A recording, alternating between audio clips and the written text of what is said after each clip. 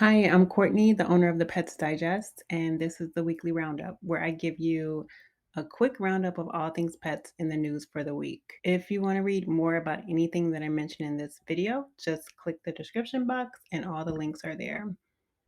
So, number 5, monkeypox and dogs. On August 10th, they documented the first case of a dog that had confirmed monkeypox virus, and they believe that the dog got monkeypox from their owners. And this happened in Paris, France. The men, there were a couple, it was two men, and they said they did co sleep with their dog, who was a 4-year-old male Italian Greyhound. And the dog didn't have any known illnesses or anything previously, any previous medical conditions. The two men, I think one of them did have HIV, so he was really susceptible to monkeypox, but the dog before didn't have anything. The dog developed symptoms approximately 12 days after the owner was confirmed. Just a little background about monkeypox. It's human to human transmission usually, but it is a zoonotic disease, so meaning it can jump from animals to humans and humans to animals, but this was the first documented case in this instance.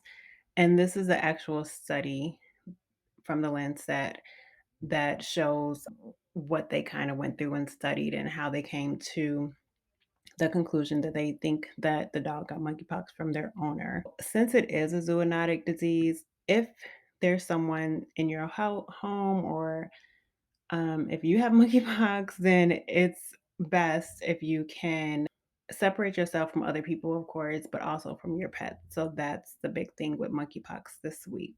And so moving on to number 4, I wanted to talk about fish skin grafts. Now, this is not new, but it's something I was reading about this week. And it's something that I guess vets are starting to use a little bit more. It's been a widespread clinical technique used in humans actually for a while. The FDA approved it for use, and now it's available in cats and dogs. I guess it has been for the last couple of years. And according to studies, fish skin grafts promote wound healing and they're very cost effective. So they may be really good alternatives to some of the more costly approaches to treating people's like large wounds and things like that. They also showed in human medicine they have promising results for treating diabetic foot ulcers and venous leg ulcers in humans. So I think it's just really amazing and I thought it was really cool to talk about. But in cats and dogs, they also use them for management of complex soft tissue wounds in various cases. So, like really large open wounds and things like that that may not heal. In August of 2018, a dog actually fell in a drainage ditch and got a really tiny cut on her elbow, but it became infected with antibiotic resistant bacteria. And they actually treated it with the fish skin graft. And initially it wasn't healing, but after they kind of placed the fish skin graft on her skin, it started to improve. So this is the actual photograph from the journal Improved Veterinary Practice.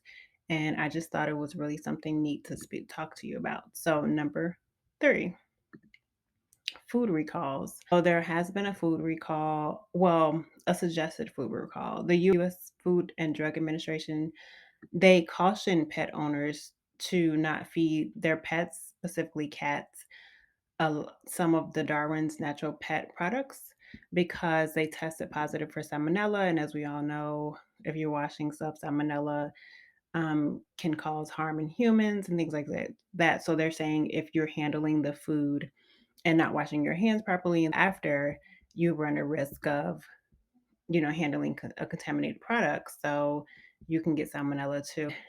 The food has been associated with illness in 3 kittens in one household.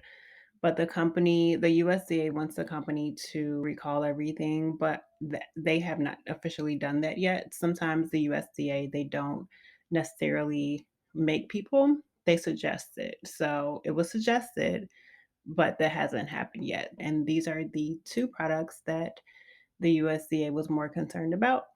It's the chicken and turkey recipes for cats.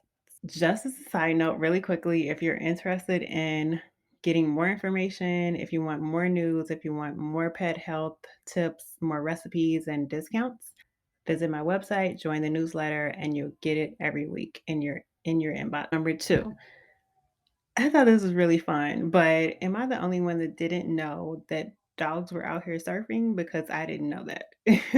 I thought this was so cool. But on August 6th, they had the annual dog surfing championships in California, and it's apparently all over the world. So they have them in California, Florida, Australia, United Kingdom. Everywhere dogs are out here surfing. It's not just for fun. They also give to local charities, and they also do other things like they had a costume contest, a fashion dog fashion contest. They had a ball retrieval where they would toss the ball in the water and then see who can get it out the quickest. And they also had vets there for general checkups, which I thought was really, really cool.